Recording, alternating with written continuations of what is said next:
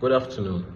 Recently, we woke up to the false rumor of WAEC's 2025 cancellation of the exams. The Federal Ministry of Education and WAEC refuted these claims and also made mention that the result for WAEC will be ready by the 4th of August 2025. Such information is not new. It's not the first time we are receiving information like this, false information like this. It happened in 2019 and also in 2021.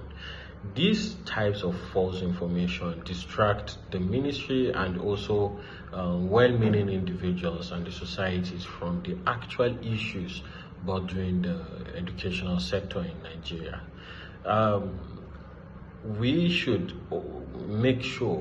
do our best as much as possible to make sure we fact-check information before putting it out there and also believing information, because this will help us a great deal in stopping the spread of misinformation. Thank you and God bless. My name is Moafak Yaha and this is the News Chronicles.